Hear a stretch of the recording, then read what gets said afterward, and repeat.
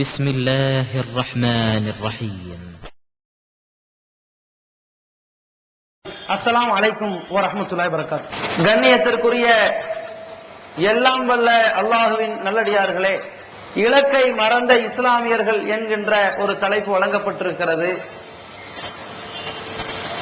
அல்லாஹ் ரப்புல் ஆலமீன் தன் திருமறை குர்ஆனிலே குறிப்பிடுகிறான், வலி குல்லின் விஜஹத்துன் ஹுவ முவல்லிஹா, ஒவ்வொரு மனிதனுக்கும் ஒரு இலக்கு இருக்கிறது, அந்த இலக்கை நோக்கித்தான் அந்த மனிதன் பயணிக்கிறான் என்பதாக மிக தெளிவாக சொல்கிறான். எல்லா மனிதர்களும் தங்களுடைய வாழ்க்கையிலே தனக்கென்ற ஒரு இலக்கை தேர்வு செய்து கொண்டிருக்கிறார்கள். அந்த இலக்கை, லட்சியத்தை அடைவதற்காக ஒட்டுமொத்த வாழ்நாளையும் அர்ப்பணிக்கிறார்கள். அதற்காக பல்வேறு பொருளாதாரங்களை செலவு செய்கிறார்கள். அதற்காக பல சங்கடங்களை சமாளித்துக் கொள்கிறார்கள். தங்களுடைய இலக்கை அடைந்து விடுகிறார்கள். ஆனால் இவர்கள் எதிர்நோக்கி இருக்கின்ற இலக்கெல்லாம் இந்த உலக வாழ்க்கையை அடிப்படையாக கொண்ட இலக்காகவும் லட்சியமாகவும் தான் இருக்கின்றது. ஆனால் இஸ்லாமியர்கள் மறந்துவிட்ட ஒரு இலக்கு என்பது மறுமையினுடைய வாழ்க்கையை பற்றித்தான் நாம் குறிப்பிட்டுக் கொண்டிருக்கிறோம். பொதுவாக இந்த மனித சமுதாயம் தங்களுடைய எல்லா காரியத்திலும் தான் எதற்காக இந்த காரியத்தை செய்கிறோம் என்பதை தெளிவாக உணர்ந்து, அதன் காரணத்தை புரிந்து, அதற்கான லட்சியத்தை எதிர்நோக்கித்தான் பயணித்து வருகிறார்கள். இன்றைக்கு ஒரு 16-17 வயதை அடைந்த ஒரு மாணவர், அவர் தன்னுடைய 21 வயது 22 வயதை அடைந்ததற்கு பிறகு தன்னுடைய வாழ்க்கையை, திருமணத்தை சந்திக்கிறான். அது ஒரு காரணத்திற்குத்தான். அந்த காரணம் இல்லாமல் எந்த விதமான திருமணத்தை அவன் செய்ய போவதில்லை. அந்த திருமணத்தை தொடர்ந்து தங்களுடைய வாரிசுகளை ஈன்றெடுக்கிறான். அந்த வாரிசுகளை ஈன்றெடுத்ததற்கு பிறகு அந்த வாரிசுகளை நல்ல முறையிலே உருவாக்கி அந்த பிள்ளைகளை பள்ளிக்கூடத்திலே கொண்டு போய் சேர்க்கிறான். அந்த பிள்ளையின் எதிர்காலத்தை இலக்காக வைத்து அந்த எதிர்காலம் சிறப்பாக அடைய வேண்டும் என்பதற்கு அதையே ஒரு லட்சியமாக வைத்துக் கொண்டு அந்த பிள்ளைகளுடைய படிப்புக்காக பல பொருளாதாரத்தை கொள்முதல் செய்கிறான். அதற்காக பல தியாகங்களை செய்கிறான். அதற்காக அல்லும் பல்லும் பகலும் உழைக்கிறான், பாடுபடுகிறான். தங்களுடைய பிள்ளைகள் 10ஆம் வகுப்பை அடைந்து விட்டதற்கு பிறகு 11ஆம் வகுப்பு 12ஆம் வகுப்பு என்ற உயர்நிலை பள்ளிக்கூடங்களில் சேர்ப்பதா, அல்லது பட்டய படிப்பு என்ற டிப்ளமோ வகுப்புகளில் சேர்ப்பதா, அல்லது இந்த 2 ஆண்டுகளுக்கு பிறகு பிஇ இன்ஜினியரிங் வகுப்பிலே சேர்ப்பதா, அல்லது ஏதாவது தொலை தொடர்பு கல்வியின் மூலமாக பல பட்டதாரிகளாக ஆக்குவதா, மொத்தத்தில் இந்த பட்டங்களை பெற்று இவனுடைய எதிர்காலத்தை எப்படி சீரமைப்பது, அதன் மூலம் இவனை நல்ல முறையில சம்பாதிக்க வைக்க ஏற்பாடு செய்ய வேண்டுமே, அது உலகத்திலே, இந்த இந்தியாவிலேயே உள்நாட்டிலேயே நல்ல ஒரு வேலை வாய்ப்பை ஏற்படுத்தி தர வேண்டுமே, அல்லது வெளிநாட்டிலாவது ஒரு நல்ல ஒரு வாய்ப்பை ஏற்படுத்தி தர வேண்டுமே என்று பலதரப்பட்ட சிந்தனைகளை முதலீடு செய்து ஏராளமான பொருளாதாரங்களை கொள்முதல் செய்து தன்னுடைய பிள்ளையை உருவாக்குகிறான். தன்னுடைய பிள்ளைகளை நல்ல ஒரு எதிர்காலத்தை அமைத்துக் கொடுக்க கஷ்டப்படுகிறான். இது மாதிரி ஒவ்வொரு தாய் தகப்பனும், ஒவ்வொரு பிள்ளையும், ஒவ்வொரு மனிதனும் இந்த வாழ்க்கைக்காக, இந்த உலகத்திற்காக ஏதோ இந்த 60 ஆண்டுகள் 70 ஆண்டுகள் 100 ஆண்டுகள் தன்னுடைய உயிரோட்டத்தோடு இருக்கின்ற இந்த உடலுக்காக இந்த வாழ்க்கையில் பல லட்சியத்தை எதிர்பார்த்து பயணிக்கிறார்கள். அதிலே எந்த விதமான மாற்று கருத்தும் அவர்கள் கொள்வதே கிடையாது. தங்களுடைய ஒவ்வொரு தயாரிப்புகளிலும், ஒவ்வொரு கண்டுபிடிப்புகளிலும், ஒவ்வொரு உழைப்புகளிலும் ஒரு காரணத்தை வைத்து செய்கிறார்கள். ஒரு மாதம் வேலைக்கு போகிறான் என்றால் அவன் ஒரு மாதம் சும்மா வீம்புக்காக வேண்டி வேலைக்கு போறதில்லை, வெட்டித்தனமாக வேலைக்கு போறதில்லை. இந்த ஒரு மாதம் கழித்து அவனுக்கு கிடைக்கவிருக்கின்ற ஒரு எதிர்காலம், அந்த சம்பளத்திற்கு தான் இந்த ஒரு மாசம் கஷ்டப்படுறான். ஒரு வருடம் ஒரு வியாபாரத்தில் கொள்முதல் இடுகிறான் என்றால் அந்த ஒரு வருஷத்துக்கு ஏதோ சொத்துக்கள் கிடங்கு மாதிரி கொட்டி கிடக்குது, சும்மா அள்ளி இறைப்போங்கிறதுக்காக வேண்டியெல்லாம் கொட்டல. ஒரு வருடம் கழித்து ஒரு லாபத்தை எதிர்நோக்க வேண்டும்ங்கிற அந்த இலக்குக்காகத்தான் இவன் கொள்முதல் செய்கின்றான். ஒரு குண்டூசியை இவன் தயாரிப்பதாக இருந்தாலும் கூட அந்த குண்டூசியின் மூலம் இது பயனளிக்குமா, இந்த இரும்புகளை துண்டாக்கி அதை துகளாக்கி அதை கம்பியாக்கி அதற்கு ஒரு நட்டு வைத்து அதை ஒரு கொண்டை வைக்கக்கூடிய அளவிற்கு ஒரு ஊசி தயாரிக்கிறோம் என்றால் இந்த ஊசியினால் இந்த சமுதாயத்திற்கு பயன் இருக்குமா, அதனால் நமக்கு பலன் கிடைக்குமா என்று 1000 யோசனையினுடைய மத்தியில் தான் ஒரு குண்டூசியும் கூட தயாரிக்கிறான். அப்ப இந்த மனிதன் இந்த வாழ்க்கையிலே இவனுடைய தயாரிப்புகள், கண்டுபிடிப்புகள், உழைப்புகள், முதலீடுகள், அர்ப்பணிப்புகள் அனைத்துமே இந்த துன்யாவுடைய விஷயத்தில் மிக தெளிவாக இருக்கிறது. இந்த உலக வாழ்க்கைக்கான அந்த அடிப்படை விஷயத்தில், அஸ்திவாரத்தில் மிக துல்லியமாக கண்ணும் கருத்துமாக இருக்கின்றான். இது தப்பு கிடையாது, இது மார்க்கத்துக்கு எதிரானது கிடையாது. சம்பாதிக்கலாம், அதற்கு மார்க்கம் இடக்கூடிய விதி விலக்கு ஹராமான முறையிலே சம்பாதிக்க கூடாது, இறைவன் தடை செய்த வழியிலே சம்பாதிக்க கூடாது, அடுத்தவனை ஏமாற்றி சம்பாதிக்க கூடாது, சம்பாதித்தது போதாது என்று பேராசை கொண்டு சம்பாதிக்க கூடாது, இந்த சம்பாத்தியத்தில் உள்ளதை கொண்டு போதும் என்ற மனமடைய வேண்டும், இந்த சம்பாத்தியத்தினால் இந்த மார்க்கத்தை மறந்துவிடக் கூடாது என்கின்ற பல்வேறு விதிவிலக்குகள் அடிப்படையிலே, விதிமுறைகளுக்கு அடிப்படையிலே, நிபந்தனைகளுக்கு உட்பட்டு இவன் எவ்வளவு சம்பாதிச்சாலும் தப்பில்லை. ஆனால் எந்த மதத்தை சார்ந்தவர்களாக இருந்தாலும், எந்த மார்க்கத்தை சார்ந்தவர்களாக இருந்தாலும், எந்த கொள்கை கோட்பாடுடையவர்களாக இருந்தாலும், இந்த உலக வாழ்க்கைக்காக தன்னுடைய இலக்கை நோக்கி பயணிக்கின்ற மனிதன் மிக தெளிவாக இருக்கின்றான்.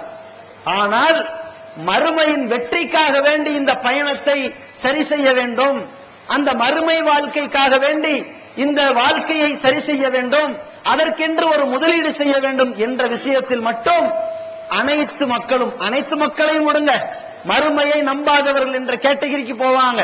இந்த உலக வாழ்க்கைக்கு பிறகு மனிதன் மண்ணோடு மண்ணாக மக்கி போனதற்கு பிறகு அவனுடைய துண்டு துண்டாக்கப்பட்ட எலும்புகள், அவனுடைய அரிக்கப்பட்ட துண்டுகள், அவனுடைய உடல் துண்டுகள் அனைத்தும், சதை பிண்டங்கள் அனைத்தும் ஒன்று திரட்டப்பட்டு ஒரு நாளில் எழுப்பப்படுவான், அவன் விசாரிக்கப்படுவான், நல்லவன் சொர்க்கத்தில் நுழைவான், பாவிகள் நரகத்தில் தள்ளப்படுவார்கள் என்ற மறுமையை நம்பாதவர்கள் விடுங்க. நம்புறவன் என்ன செய்யணும்? நம்பக்கூடியவன் யார்? அவன் தானே முஸ்லிமே. ஒரு முஸ்லிம் என்றால் தன்னை முஸ்லிம் என்று ஒருவன் சொல்லிக் கொள்வானேயானால் அதற்கு என்ன அடையாளம்? தொப்பி போடுவதா, தாடி வைப்பதா, வேட்டியை மூட்டி கட்டுவதா? இதுதான் அடையாளமா? ஒரு முஸ்லிம் என்பவனுடைய உள்ளத்தின் அடையாளம் என்னவாக இருக்க வேண்டும்? பெருமானார் ஸல்லல்லாஹு அலைஹி வஸல்லம் அவர்கள் இறை நம்பிக்கையை பற்றி சொன்னார்கள், அந்த நம்பிக்கை அவனிடத்தில் சரியாக இருக்க வேண்டும். இஸ்லாத்தை பற்றி சொன்னார்கள், அந்த இஸ்லாத்தின் கட்டமைப்புகள் சரியாக இருக்க வேண்டும். ஆமன்து பில்லாஹ், அல்லாஹ்வை நான் நம்புகிறேன். அல் ஈமானு பில்லாஹி, ஒன்னு இறைவனை நம்ப வேண்டும், இறைவன் ஒருவன் தான் என்று நம்ப வேண்டும். ஓ மலாயிக்கத்திஹி, அவனுடைய வானவர்களை நம்ப வேண்டும். ஓ குதுபிஹி, இறைவன் இறக்கி அருளிய வேதங்களை நம்ப வேண்டும். ஓ ருசுலிஹி, இறைவன் அனுப்பி வைத்த இறை தூதர்களை நம்ப வேண்டும்.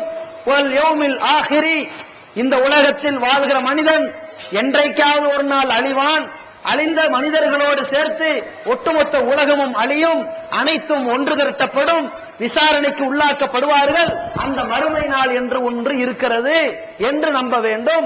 வல் கதிரி ஹைரிஹி வ ஷர்ரிஹி மினல்லாஹி தஆலா, விதி, இறைவன் இந்த மனிதனுடைய பிறப்பிலிருந்து வளர்ப்பிலிருந்து மரணம் வரைக்கும் இவன் வாழ்க்கையில் நடக்கவிருக்கின்ற எல்லா சந்தோஷமான காரியங்களையும், எல்லா துக்ககாரமான காரியங்களையும் விதி பிரகாரம் எழுதி வைத்து விட்டான். அதன் அடிப்படையில் தான் நடந்து கொண்டிருக்கிறது. எனவே இந்த விதிப்படி இறைவன் அமைத்துக் கொடுத்ததுதான் நடக்கிறது என்று அவன் நம்ப வேண்டும் என்று ஈமானிய அடிப்படை கொண்டவன் தான் உண்மையான முஸ்லிம். அதை விளங்கியவன் தான் முஸ்லிம். அதே மாதிரி 5 வேளை தொழுவது, வணக்கத்திற்குரியவன் அல்லாஹ்வை தவிர வேறு யாரும் இல்லை என்றும், அல்லாஹ்வுடைய தூதர் முகமது மட்டும்தான் இறை தூதர் என்றும், தொழுகையை நிலைநிறுத்திக் கொண்டும், நோன்பை பிடிக்குமாறும், ஜக்காத்தை கொடுக்குமாறும், சக்தி இருந்தால் ஹஜ் செய்ய வேண்டும் என்ற கட்டளைகளை தன் வாழ்க்கையில் உணர்ந்தவன் தான் உண்மையான முஸ்லிம். இந்த முஸ்லிம்கள் தான் எப்படி தன் இலக்கை மறந்து விடுகிறார்கள் என்பதை விளக்குவதற்குத்தான் இந்த தலைப்பு வழங்கப்பட்டிருக்கிறது. ஒரு முஸ்லிம் தன்னுடைய இலக்கை நோக்கி எப்படி பயணிக்க வேண்டும்? அல்லாஹ்வுடைய தூதர் ஸல்லல்லாஹு அலைஹி வஸல்லம் அவர்கள் ஒரு கோடு போட்டு காட்டுறாங்க. ஒரு கோடு போட்டு காட்டுறாங்க, இதுதான் இந்த முஸ்லிம் பயணிக்கின்ற ஒரு பாதை. இடையில சில கோடுகளை போட்டுக்கொண்டே போகிறார்கள். அதற்கப்புறம் ஒரு கோட்டை போடுறாங்க. இந்த பாதையில இடது பக்கம் வலது பக்கம் நிறைய பாதை இருக்குது, இதெல்லாம் வழிகேடு. மனுஷன் இப்படியும் திரும்பிடக்கூடாது, நாசமா போயிருவான், இப்படியும் திரும்பிடக்கூடாது, நாசமா போயிருவான். நேரதான் போய்கிட்டு இருக்கும். சைத்தான் இந்த பாரு இங்க நல்லா இருக்குது என்று அழைப்பான், வழிகெடுவான். இந்த பக்கம் நல்லா இருக்குன்னு அழைப்பான், வழிகெடுவான். ஆனால் இவன் மறுமை வெற்றியை இலக்காக வைத்து அவன் பயணித்துக் கொண்டிருந்தால் வழிகெட மாட்டான். இப்படி பயணிக்கும் போது இடையில் ஒரு தடை வரும், அதுதான் மரணம். அந்த மரணத்திற்கு பிறகு இவன் இந்த பயணத்திலேயே இருந்தவனாக இருந்தால் சொர்க்கத்தில் நுழைந்து விடுவான். இவன் பயணத்திற்கு முன்னால், மரணத்திற்கு முன்னால் வேறு ஒரு பாதையை தேர்ந்தெடுத்து திரும்பி இருந்தால், இந்த பாதையோடு இவன் மரணத்தை அடைந்திருந்தால் நரகத்திற்கு போய்விடுவான் என்று பெருமானார் ஸல்லல்லாஹு அலைஹி வஸல்லம் அவர்கள் சின்ன பிள்ளைக்கு விளக்குற மாதிரி ரொம்ப அழகான முறையிலே ஒரு விளக்கம் கொடுக்கிறார்கள். ஒரு கோடை போடுறாங்க, இந்த கோட்டின் நேரடியாக இவன் பயணித்து வருவானே ஆனால் இதுதான் கோட்டின் ஆரம்பம், இவன் வாழ்க்கையின் ஆரம்பம். அந்த முடிவுதான் மறுமை. இடையிலே ஒரு கோடு, இதுதான் மரணம். இவன் இந்த மரணத்தை நோக்கி வாழ்வதை விட மறுமையை நோக்கி அவன் போய்கொண்டே இருக்கின்றான். நேரான பாதையில் நீடிக்கின்ற வரைக்கும், நல்லவனாக வாழ்கின்ற வரைக்கும் போய்கொண்டே இருக்கின்றான். திடீரென்று இடது பக்கம் வலது பக்கம் சில பாதைகள் இருந்து கொண்டிருக்கிறது, நரகத்தினுடைய பாதைகள், வழிகேட்டின் பாதைகள். அழகாக இருக்கும், அழகாக காட்சி தரும், அதுவே நிரந்தரமாக தோன்றும்.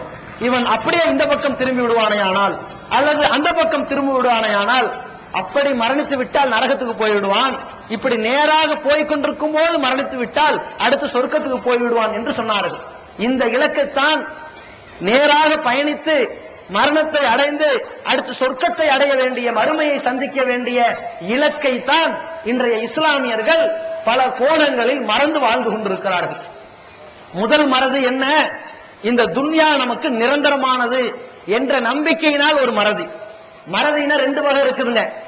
இன்னைக்கு சரியாக 8 மணிக்கு லைட் போடணும் அப்படின்னு வச்சிருக்கிறேன். 8 மணி ஆயிடுச்சு, போடல.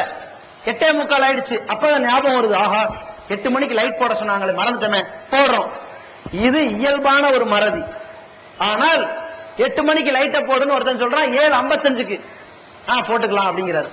7:58க்கு 2 நிமிஷம் தான் லைட்டை போடு அப்படிங்கிறாரு, போடலாம் அப்படிங்கிறாரு.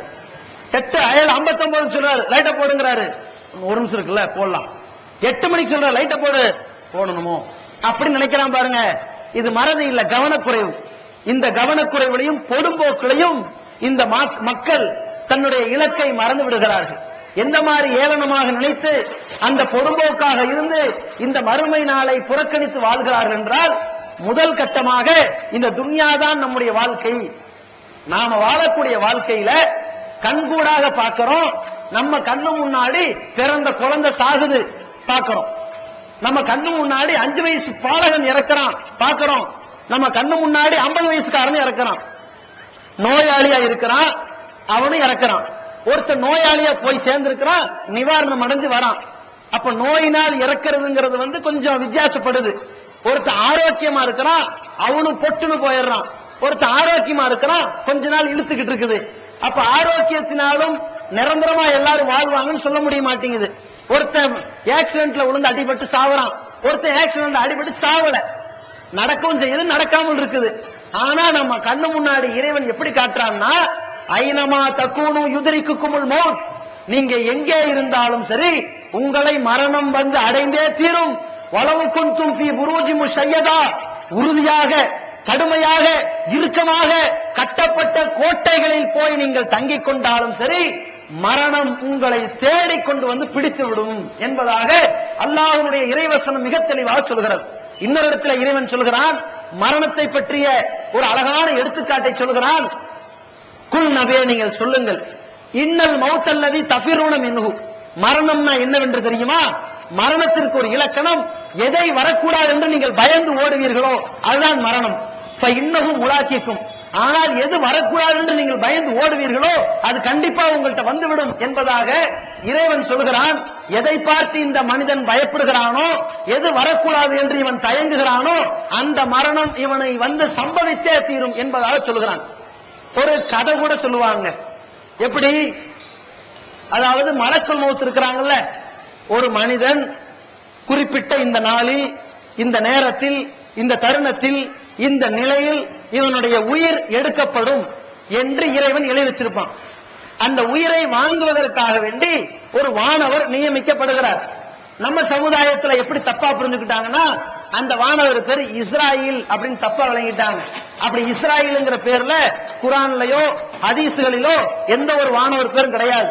அல்லாஹ் மிக தெளிவாக சொன்னது, குல் நபியை நீங்கள் சொல்லுங்கள், எத்தவஃபாக்கும் மலக்குல் மௌத்தில்லதி உக்கிலபிக்கும், உங்களுக்கு நியமிக்கப்பட்ட வானவர், உயிரை கைப்பற்றும் மாணவர், அதாவது மலக்குல் மௌத், உயிரை கைப்பற்றும் மாணவர் தான் உங்களுக்கு வருவார் இறைவன் சொன்னானே தவிர இஸ்ராயில் வருவார், ஜிப்ரீல் வருவார் என்று குறிப்பிடவில்லை.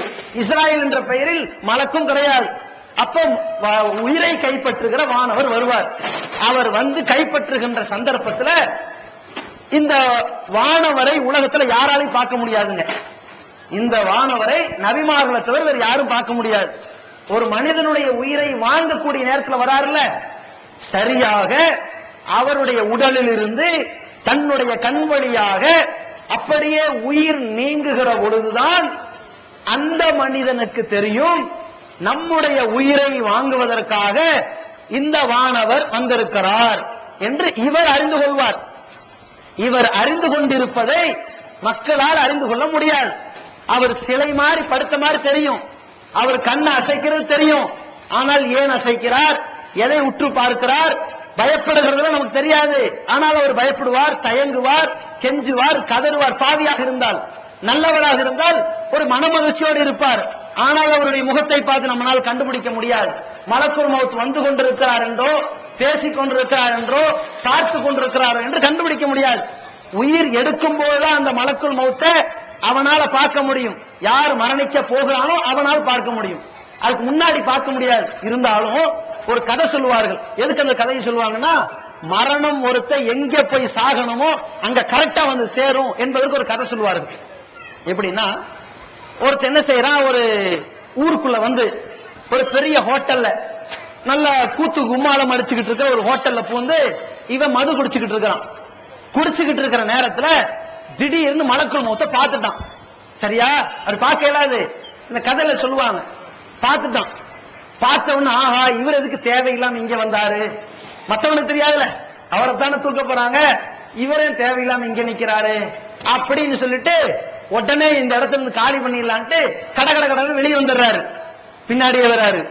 இந்த மேகப்படியானடா பின்னாடியே விரட்டிட்டு வரான். அங்கிருந்து ஊரை விட்டு, இந்த ஊரை விட்டு எஸ்கேப் ஆயிடலாம், இனிமேல் வரமாட்டாருன்ட்டு ஊரை விட்டு தூரமா போறான். ஊரை விட்டு தூரமா போனாலும் வந்துகிட்டு இருக்கிறாரு. அதுக்கப்புறம் இவருக்கு தப்பிக்கிறதுக்கு ஒரே வழி காட்டுக்குள்ள பூந்துருவோம்னு சொல்லி ஒரு ரொம்ப தூரமா போய் ஒரு பாலைவனத்துக்குள்ள போய் ஒரு சில மரங்களுக்கு இடையில போய், அப்பா இனி எவனும் வந்து நம்மளுக்கு பிடிக்கலாது அப்படின்னு அங்க போய் நிக்கிறாரு. நின்னா அங்க வந்து இவர் நிக்கிறாரு.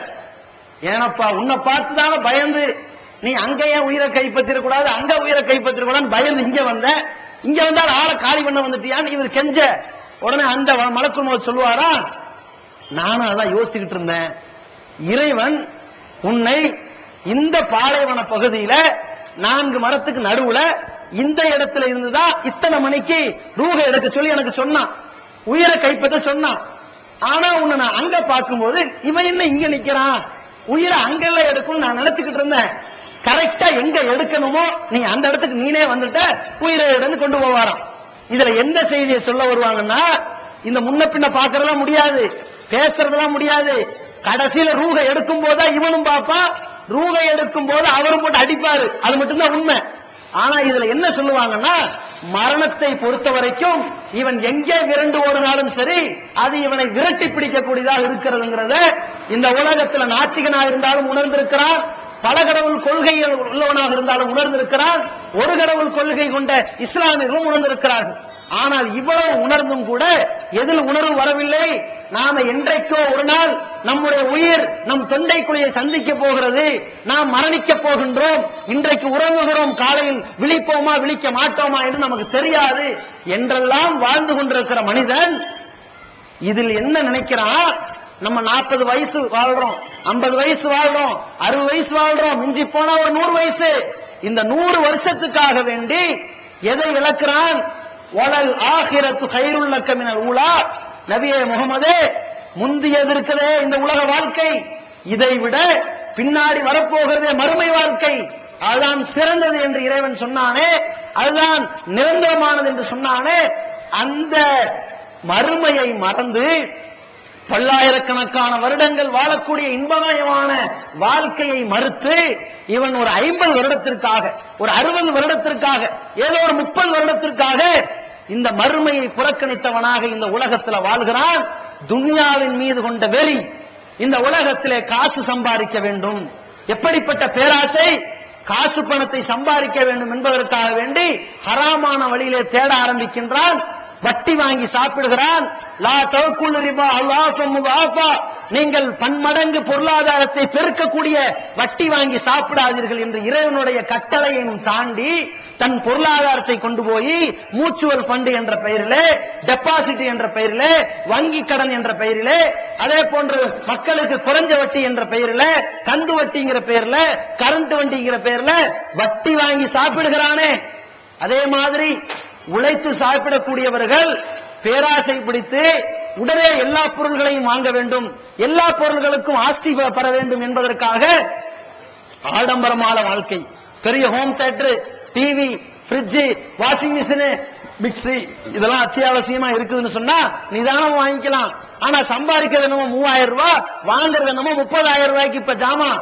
அதை எப்படி கந்து வட்டி, இன்ஸ்டால்மெண்ட் என்ற பெயரிலே வாங்கி அதற்கும் வட்டியை கட்டி வாழ்ந்துகிட்டு இருக்கிறாங்களே. இந்த மாதிரியாக ரத்தத்தை வேர்வையாக சிந்தி அவனுடைய உழைப்பை சுரண்டக்கூடிய இந்த வட்டி வியாபாரம் இருக்கிறதே, வியாபாரத்திற்கு எதிரான வட்டி என்ற மோசடித்தனமான மனித உரிமை மீறலை செய்யாதேன்னு இறைவன் சொல்றான். நீ செஞ்சா மறுமையில நஷ்டவாளி ஆயிருவேன்னு சொல்றான். எந்த மறுமை தேவை கிடையாதுன்னு சொல்லி தூக்கி எறிஞ்சிட்டு இந்த உலகத்திற்காக வேண்டி வட்டி வாங்குறான்.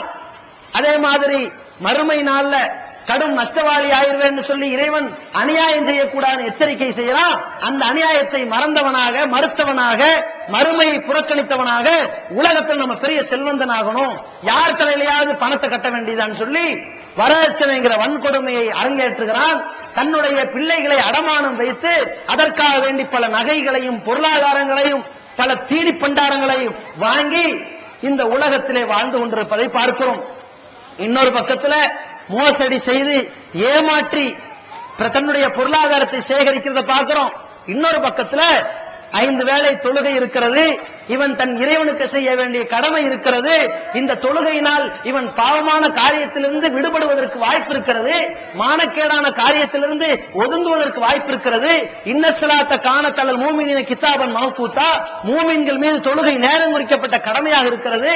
இன்னசலால் தன்கானில் பரிசாய்வல் முன்கர், மூமின்களுக்கு இந்த தொழுகை மானக்கேடான காரியத்திலிருந்தும் பாவமான காரியத்திலிருந்தும் தடுக்கக்கூடியதா இருக்குன்னு அல்லாஹ் சொல்கிறான். இந்த மாதிரியான தொழுகைகளை எல்லாம் நிறைவேற்றாமல் தன்னுடைய உலக ஆதாயத்திற்காக, சம்பாத்தியத்திற்காக, உலகத்திலே சேமிக்க வேண்டும் என்பதற்காக வேண்டி இறைவனை மறக்கிறான். தன் காசு பணத்தின் மீது மோகம் கொள்கிறான். சுபுகை விடுகிறான், நுகரை விடுகிறான், அசரை விடுகிறான், மகரிபி இசாவை விடுகிறான். வருடத்தில் ஒரு நாள் கூட பள்ளியின் பக்கம் இவனை பார்க்க முடிவதில்லை, நோன்பாளியாக பார்க்க முடிவதில்லை. சிலரை பார்த்தால் 11 மாதங்கள் பள்ளிவாசலுக்கு விடுமுறை விட்டு விடுகிறார்கள், ரமலான் மாதத்தில் முஸ்லிம்களாக காட்சியளிக்கிறார்கள். சிலரை பார்த்தால் 12 மாதங்களும் விடுமுறை விட்டு விடுகிறார்கள், பெருநாள் அன்றைக்கு முஸ்லிம்களாக காட்சியளிக்கிறார்கள். சிலரை பார்த்தால் பள்ளியின் பக்கம் எட்டி பார்ப்பதில்லை, தொழுவதில்லை, நோன்பு வைப்பதில்லை, சக்காத் கொடுப்பதில்லை, ஹஜ் செய்வதில்லை. இன்னும் சொல்ல போனால் நான் ஏன் முஸ்லிமாக பிறந்தேன் என்று கேவலப்படுகிற அளவிற்கு இந்த உலகத்தின் மீது மோகம் கொண்டவர்களாக, மார்க்கத்தை மறந்தவர்களாக, மறுமையை புறக்கணித்தவர்களாக வாழ்ந்து கொண்டிருப்பதை பார்க்கிறோம். இந்த துன்யாவினுடைய ஆசையும் தான், ஆடம்பர வாழ்க்கையினுடைய மோகம் தான் இவனுடைய மறுமை என்ற அந்த இலக்கில் இருந்து மறக்கடிக்க செய்து கொண்டிருக்கிறது, கவனக்குறைவோடு வாழ வைத்துக் கொண்டிருக்கிறது என்பதை புரிந்து இந்த உலகத்தை நாம் எப்படி பார்க்க வேண்டும், காலுக்கு கீழே தூக்கி போட்டு மிதிக்கணும். இந்த உலகம் என்பது அற்பமானது. பெருமானார் ஸல்லல்லாஹு அலைஹி வஸல்லம் அவர்கள் சொன்னார்கள், குன் ஃபித் துன்யாக அன்னக கரீப், மக்களே இந்த உலகத்தில் நீங்கள் எப்படி வாழ வேண்டும், எப்படி இந்த உலகத்தை அமைத்துக் கொள்ள வேண்டும். சஹாபா பெருமக்களுக்கு சொல்றாங்க, யார்கிட்ட இந்த உபதேசத்தை செய்யறாங்கன்னு மட்டும் நல்லா கவனமா கேட்டு பாருங்க. அல்லாஹ்வுடைய தூதர் அவர்கள் தன்னுடைய பொருளாதாரங்களை எல்லாம் சொகுசாக நிறைவேற்றி வைத்துக் கொண்டு பல பேரிச்சம்பள தோட்டங்களுக்கு சொந்தக்காரர்களாக இருந்து கொண்டு பல கோடீஸ்வரர்களாக இருந்து கொண்டு வாழ்றாங்களே, அப்படிப்பட்ட பெருந்தகைகளை பார்த்து இந்த வார்த்தையை சொல்லல, தியாகிகளை பார்த்து. பெருமானார் ஸல்லல்லாஹு அலைஹி வஸல்லம் காலத்திலே இந்த மார்க்கத்திற்காக மக்கமா நகரத்திலே 13 ஆண்டுகள் 40 வயதிலிருந்து 53 வயசு வரைக்கும் அல்லாஹ்வுடைய தூதர் முகமது அவர்கள் இந்த பிரச்சாரத்தை மக்காவிலே செய்து கொண்டிருந்த பொழுது அதை தொடர்ந்து சொல்ல முடியாத ஒரு நிர்கதிக்கு ஆளாக்கப்பட்ட பிறகு அகதிகள் ஆக்கப்படுகிறார்கள். அந்த ஊரிலிருந்து வெளியேற்றப்படுகிறார்கள், அப்புறப்படுத்தப்படுகிறார்கள். அந்த நேரத்திலே தன்னுடைய சொந்தங்களை விட்டு, தன்னுடைய பொருளாதாரங்களை விட்டு, தன்னுடைய சொத்துக்களை விட்டு, சுகபோகமான வாழ்க்கையெல்லாம் விட்டு ஒரு தோழர் வருகிறார், ஹிஜ்ரத் செய்து வருகிறார், அந்த ஊரை புறக்கணித்து வருகிறார். மதினாவே நமக்கு கேந்திரம் என்று வருகிறார். மதினா என்ற ஊருக்கு வரும் பொழுது பெருமானார் ஸல்லல்லாஹு அலைஹி வஸல்லம் அவர்கள் சொல்லக்கூடிய ஒரு வார்த்தையை பாருங்க. இவர்கள் செய்த தியாகம் எப்படிப்பட்ட தியாகம்? மக்கமா நகரத்திலே 13 ஆண்டுகள் பிரச்சாரம் செய்யும் பொழுது கடுமையான எதிர்ப்பு. அல்லாஹ்வை மட்டும்தான் வணங்க வேண்டும், அவனுக்கு இணை கற்பிக்க கூடாது. அல்லாஹ்விடத்தில் மட்டும்தான் துஆ கேட்க வேண்டும், வேற யாரிடத்திலும் கேட்கக்கூடாது. அல்லாஹ்விடத்தில் மட்டும்தான் பாவ மன்னிப்பு தேட வேண்டும், வேற யாரிடத்திலும் கேட்கக்கூடாது என்ற ஏகத்துவ சித்தாந்தத்தை போதித்த பொழுது 13 ஆண்டு காலம் அதை தாக்குப்பிடிக்க முடியாமல் அந்த ஊரில் இருந்து விரட்டி அடிக்கப்படுகிற சூழ்நிலைக்கு வரும் பொழுது பெருமானார் ஸல்லல்லாஹு அலைஹி வஸல்லம் அவர்கள் சஹாபா பெருமக்களிடத்திலே சொன்னார்கள், நீங்கள் மதீனாவுக்கு இடம்பெயர்ந்து போய்விடுங்கள். மக்கமா நகரத்திலிருந்து மதீனா நகரத்திற்கு 1 நாள் 2 நாள் பயணம் செய்து பல தோழர்கள் வருகிறார்கள். எதற்காக? இந்த உலகத்தினுடைய வாழ்க்கையை தூக்கி வருகிறார்கள். அந்த மக்காவில் தன்னுடைய சொந்த இடங்களை விட்டு வருகிறார்கள்.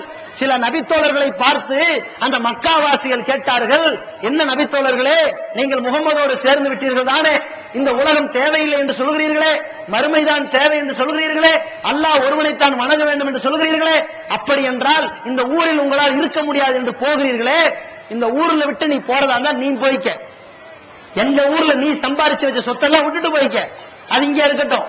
நீ உண்மையிலேயே இறைவனுக்காக போறதா இருந்தா நீ போய்க்க, இந்த சொத்தை எல்லாம் இங்க வச்சுட்டு போ பார்ப்போம் என்று சவால் விட்டார்கள்.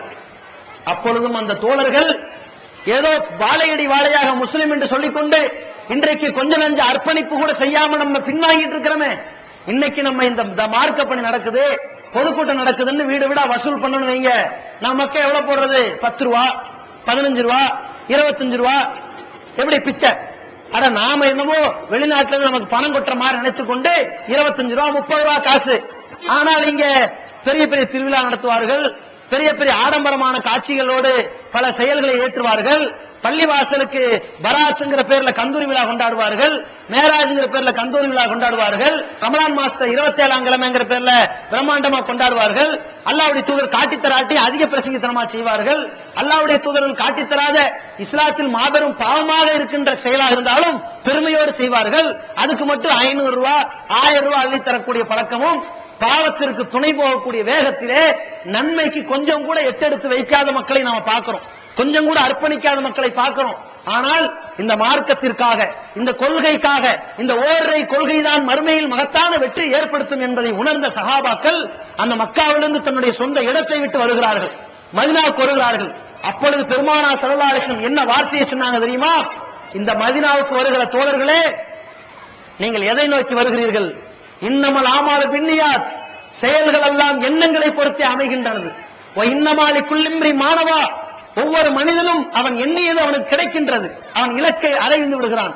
ஃபமன் கானத் ஹிஜ்ரத்துஹு இல துன்யா யுஸிபுஹா, மக்காவிலிருந்து என்னோடு இந்த ஹிஜ்ரத் செய்து மதீனாவில் உங்கள் வாழ்க்கை அமைத்துக் கொண்டு வருகிறீர்களே, உங்களில் யாராவது இந்த தியாகத்தை, மக்காவில் சரியான வளர்ச்சி இல்ல, சரியான பேரிச்சம்பள உற்பத்தி இல்ல, சரியான கனி வளர்ச்சி இல்ல, வியாபார வயம் இல்ல, அது முக்கியமான வர்த்தக இடம் இல்ல, மதீனாவுக்கு போன நல்ல வியாபாரம் பார்க்கலாம், பொருளாதாரத்தை ஈட்டலாம், பணக்காரர் ஆகலாம் என்று யாராவது உலகத்திற்காக ஆசைப்பட்டு நீங்கள் ஹிஜ்ரத் செய்து வந்திருந்தால் தியாகிகளை பார்த்து மார்க்கத்திற்காக இந்த ஊரை விட்டு வெளியே வந்த அந்த போராளிகளை பார்த்து அல்லாஹ்வுடைய தூதர் அவர்கள் சொன்ன வார்த்தை என்ன தெரியுமா?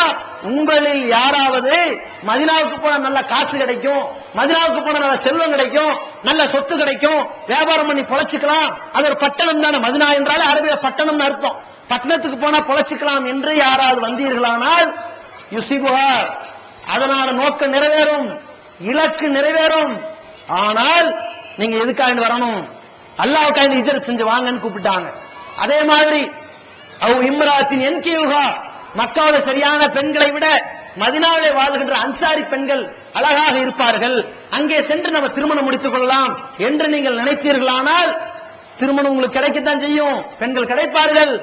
ஹிஜ்ரத்துஹு இலா மா ஹாஜர இலைஹி, எந்த இலக்கை நோக்கி நீங்கள் பயணிக்கிறீர்களோ அந்த இலக்கு சரியாக அமையும். ஆனால் நீங்கள் எதற்காக வேண்டி பயணிக்க வேண்டும்? துன்யாவுக்கு பயணிக்க போகிறீர்களா அல்லது மறுமைக்கு பயணிக்க போகிறீர்களா? அல்லாஹ்விடத்தில் வெகுமதி கிடைக்கும் என்பதற்காக வேண்டி வாருங்கள் என்று சொல்லி பெருமானார் ஸல்லல்லாஹு அலைஹி வஸல்லம் அவர்கள் அழைக்கிறார்கள் தோழர்களை. இந்த உலகத்தை தூக்கி எறிந்தவர்களாக சஹாபா பெருமக்கள் வருகிறார்கள். அப்பொழுது எழுந்து நடக்க முடியாத ஒரு ஊனமாக இருக்கின்ற ஒரு தோழர், ஒரு நபித்தோழர், அல்லாஹ்வின் தூதரே, இந்த மக்கமா நகரத்திலிருந்து இந்த பிரச்சாரத்தை என்னால் செய்ய முடியவில்லை, ஏகத்துவத்தை சொல்ல முடியவில்லை, இதற்காக என்னுடைய வீட்டை இழக்கிறேன், இதற்காக இந்த ஊரையே விட்டு வருகின்றேன் என்று தவழ்ந்து வருகிறார். மதினமா நகருக்கு இவர் தவறுந்து கிளம்புகிறார்.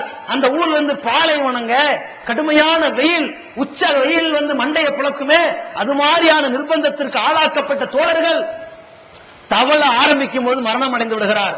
அந்த நேரத்தில் இறைவன் ஒரு வசனத்தை இறக்குகின்றான், வமையு ஹாஜிர் ஃபீ சபீலில்லாஹி வ யுத்ரிகுல் மௌத், யார் அல்லாஹ்வுடைய பாதையிலே ஹிஜ்ரத் செய்ய ஆரம்பித்து அவருக்கு மரணம் ஏற்பட்டு விட்டதோ, அவர் அந்த ஊரிலே இறந்தாலும் கூட அவர் ஹிஜ்ரத் செய்ததற்கான நோக்கம் அல்லாஹ்வுக்காக, அவர் இந்த ஊரிலிருந்து வெளியேற வேண்டும் என்று நினைத்தது மறுமைக்காக, அந்த கூலி கிடைக்கும் என்பதாக சொல்லி அவருடைய தியாகத்தை நம்பி இறைவன் கூலி தருகிறான் என்றால், இந்த சஹாபா பெருமக்கள் மறுமையை மட்டுமே இலக்காக வைத்து இந்த உலகத்தை புறக்கணித்தார்கள், இந்த துன்யாவை புறக்கணித்தார்கள், தங்களுடைய சொத்துக்களை எல்லாம் வெறுத்தார்கள். ஏன் தெரியுமா? இன்னல்லாஹ் இஸ்தரா மினல் மூமினீன அன்ஃபுஸஹும் வ அம்வாலஹும் பி அன்ன லஹுமுல் ஜன்னah, ஒரு மூமின் இறைவனை நம்பி இருப்பானே ஆனால் அவனிடத்தில் அல்லாஹ் விலைக்கு வாங்கிக் கொள்கிறான். எதை? அவனுடைய உயிரை. இந்த மார்க்கத்திற்காக பல்வேறு சோதனைகளின் பொழுது, எதிர்ப்புகளின் பொழுது, கஷ்டத்தின் பொழுது உன்னுடைய உயிர் பறிக்கப்படும், அந்த உயிரையும் நான் வாங்கிக் கொள்கிறேன். உன்னுடைய பொருளாதாரங்களை இந்த மார்க்கத்திற்காக நீ அர்ப்பணிக்கும் பொழுது, வாரி வழங்கும் பொழுது, எடுத்து கொடுக்கும் பொழுது, இழக்கும் பொழுது உன் சொத்துக்களும் போகும், அதையும் நான் வாங்கிக் கொள்கிறேன்.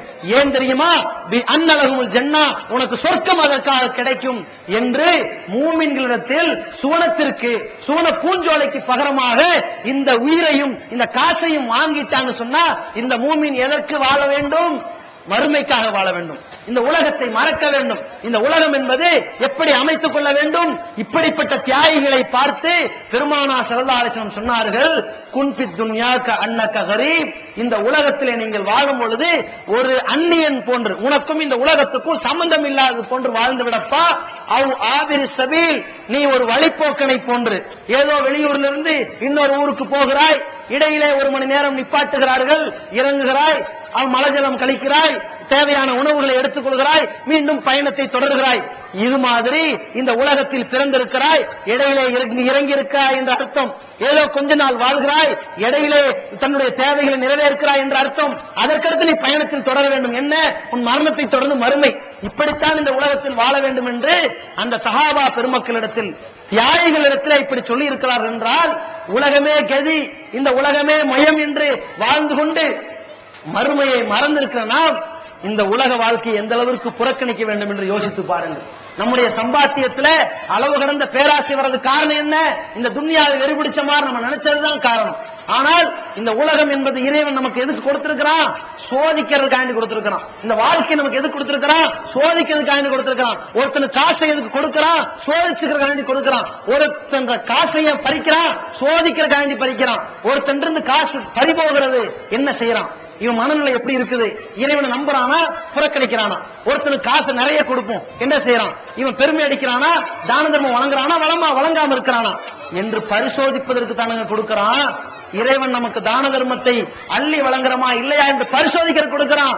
அப்ப இந்த உலக வாழ்க்கை என்பது ஒரு சோதனை களம். அல்லது கலக்கல் மௌத்த வல் ஹயாத்த நீ எவ்வளவுக்கும் ஐயுக்கும் அஹ்சன அமலா, அவன்தான் உங்களுக்கு மரணத்தையும் கொடுத்தான், வாழ்க்கையும் கொடுத்தான். உங்களில் யார் நல்ல அமல்களை செய்ய போகிறீர்கள், அழகிய காரியங்களை செய்ய போகிறீர்கள் என்பதை சோதிப்பதற்காக கொடுத்திருக்கும் பொழுது இந்த அற்பமான ஒரு வாழ்க்கை நமக்கு சோதனை களமாக இருக்கிறது என்பதை உணர்ந்து நாம் இறைவனுக்கு பயந்தவர்களாக மறுமையை இலக்காக வைத்து இந்த துன்யாவை புறக்கணித்து வாழ்வோமையானால், இந்த துன்யாவை ஒரு அந்நியமாக வைத்து வாழ்வோமையானால் மகத்தான வெற்றி பெற முடியும் என்பதை முதல் கட்டமாக நாம் அறிவுரையாக விளங்கிக் கொள்ள வேண்டும்.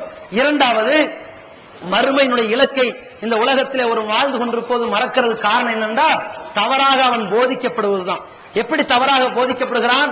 இந்த உலகத்துல அல்லாஹ் மட்டும்தான் வணக்கத்திற்கு தகுதியானவன் என்ற கொள்கையை ஒருத்தன் ஏத்துக்கிட்டான். ஏத்துக்கிறதோட அவன் என்ன நினைக்கணும், நாம இந்த உலகத்துல வாழும் பொழுது நம்ம எப்படி வாழ்ந்தோம், எப்படி நடக்கிறோம், நம்ம கொள்கை என்ன, கோட்பாடு என்ன, நம்முடைய செயல்பாடுகள் எப்படி இருக்குது, நாம நல்ல காரியமே நாலு செஞ்சாலும் அந்த நல்ல காரியத்தை யார் சொல்லி தந்த மாதிரி செய்யணும் என்றெல்லாம் விளங்காம ஒருத்தன் வாழ்ந்துட்டான்னு வைங்க, இவன் இலக்கில் அடிபட்டு போயிடுவான். உயிர் கைப்பற்றப்பட்ட பிறகு அந்த மலக்குமார்கள், அதாவது இவனுடைய அடக்கத்திற்கு பிறகு அவனை எழுப்புகின்ற இரண்டு வானவர்கள் வருவார்கள். அஸ்வதானி அர்சகானி, ஒரு வானவருக்கு நீல நிற கண்கள் இருக்கும், ஒரு வானவருக்கு கண்ணங்கரேன் என்ற கண்கள் இருக்கும். அவர் கேட்பார், உன் இறைவன் யார் என்று. இவன் இந்த உலகத்தில் அல்லாஹ்வை மட்டும் வணங்கி இருந்தால் என் இறைவன் அல்லாஹ் என்ற பதிலை சொல்வான்.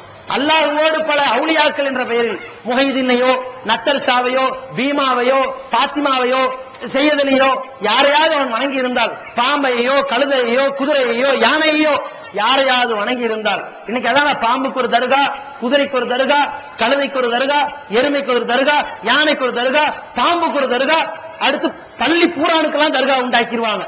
இந்த மாதிரி எல்லாம் இறைவனிடத்தில் அவன் நம்பிக்கை வைப்பதற்கு பதிலாக படைப்பினங்களிடத்தில் நம்பிக்கை வைத்தால் உன் இறைவன் யார் என்ற கேள்விக்கு அவன் எப்படிங்க பதில் சொல்லுவான்?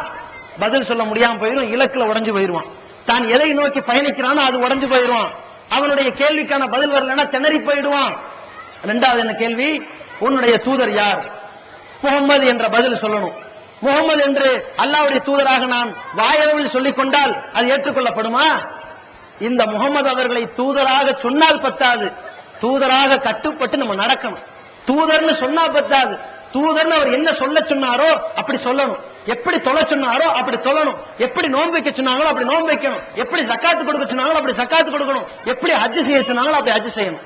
இறைவன் தான் நம்முடைய கடவுள் என்ற பதிலை வரணும்னு சொன்னா, இறைவன் எப்படி நம்மளை வணங்க சொன்னானோ அது மட்டும் தான் செய்யணும். இறைவனை மட்டும் வணங்கணும், இறைவனிடம் மட்டும் உதவி தேட வேண்டும், இறைவன்கிட்ட மட்டும் பாவ மன்னிப்பு கேட்க வேண்டும். நமக்கு ஏற்படுகின்ற தொல்லைகள், துன்பங்கள், கஷ்டங்கள், நஷ்டங்கள் இவை போக்கக்கூடிய ஆற்றல் இறைவனிடம் உள்ளது என்று நம்ப வேண்டும். நம்முடைய நம்பிக்கையை எங்க வைக்க கூடாது?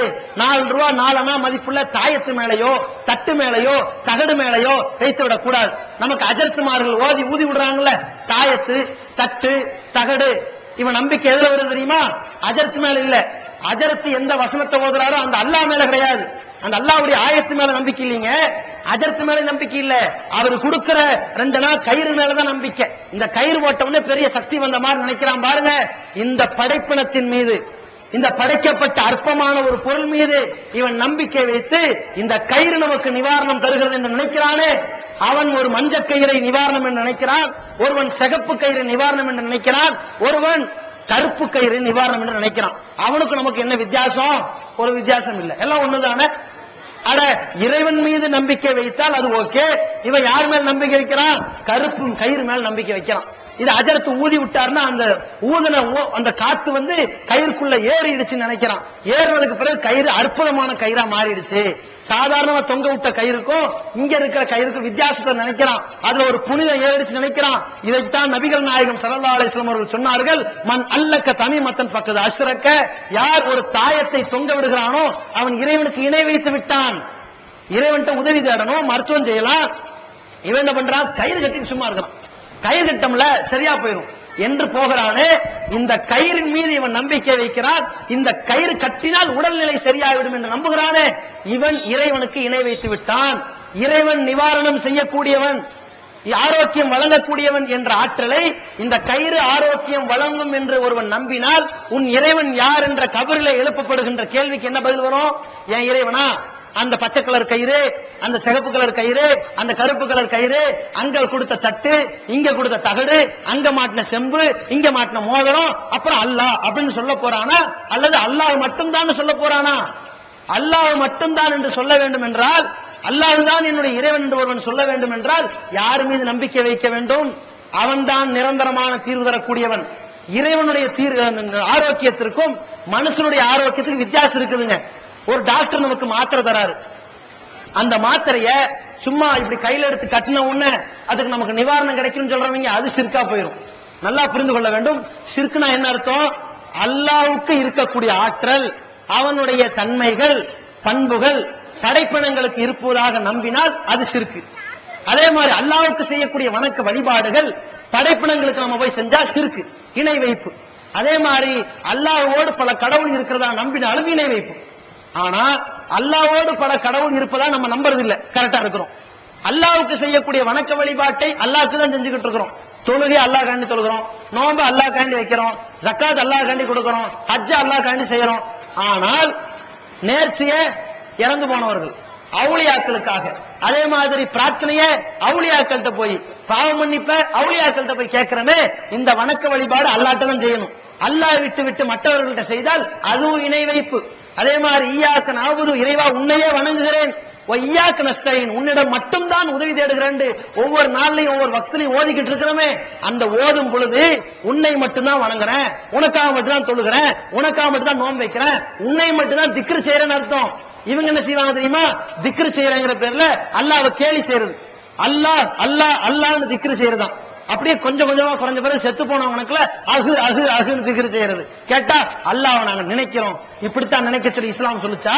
பெருமானா ஸல்லல்லாஹு அலைஹி இப்படிதான் நினைக்க சொன்னாங்களா? இது ஒரு திக்ரு. யா முஹம்மத் யா முஹம்மது ஒரு திக்ரு. இப்படி எல்லாம் திக்ரு செய்யலாமா? அல்லாஹ்வை மட்டும் தான் திக்ரு செய்யணும். நபிமார்களை திக்ரு செய்யக்கூடாது, சஹாபாக்களை திக்ரு செய்யக்கூடாது. யா அபூபக்கர், யா உமர், யா உஸ்மான் என்று அழைப்பதோ, யா முஹம்மது என்று அழைப்பதோ இணை வைப்பான காரியம். அல்லாஹ் என்று அழைப்பதோ, யா அல்லாஹ், அல்லாஹும்ம, இதெல்லாம் கூப்பிடலாம். ஆனா இவங்க அதை என்ன செய்யறாங்கன்னா சடங்கு மாதிரி வைத்துக்கொண்டு ரசூலுல்லாஹி ஸல்லல்லாஹு அலைஹி சொன்னதை மட்டும் செஞ்சுட்டு போலாம்ல. தொழுதுக்கு பிறகு சுப்ஹானல்லாஹ் 33 தடவை, அல்ஹம்துலில்லாஹ் 33 தடவை, அல்லாஹ் அக்பர் 34 தடவை, ஓகே பிரச்சனை இல்ல, ரசூலுல்லாஹி ஸல்லல்லாஹு அலைஹி சொன்னாங்க நம்ம செய்யறோம். இவங்க என்ன பண்றாங்க? வட்டமா உட்கார வச்சு ஹல்கா, ஹல்கானா வட்டமா உட்கார்ந்து, அல்ல ஜல்சா, ஜல்சானா உட்கார்ந்துக்கிறது, சரியா? ஜலசானா உட்கார்ந்தான், ஜல்சானா அமர்வு, ஹல்கானா வட்டமோடு அமர்வு. உட்கார்ந்துகிட்டு அகு அகு அகு இகு இகு உகு அகு ரம் ரம் ரிம்மு இப்படி ஏகப்பட்ட ஸ்டைல்ல ஓதிக்கிட்டு இருப்பாங்க. ஓதிக்கிட்டே இருக்கும். ஒருத்தர் டமார் எந்திரிச்சு டண்ட நகர நகர நகரன்னு ஆடுவார், இன்னொருத்தர் வேகமா அவரை ஓங்கி கொட்டுவார், இன்னொருத்தர் கால்ல உழ வைப்பார், இன்னொருத்தர் அப்படி தலையை பிடிச்சு கிடு கிடு கிடுன்னு விழுந்துருவான். இதெல்லாம் என்னன்னா குடிச்சுக்கிட்டு ஆடுறது, குடிச்சிட்டு திக்ரு. அது மதுவுடன் திக்ரு, இது மதுவற்ற திக்ரு.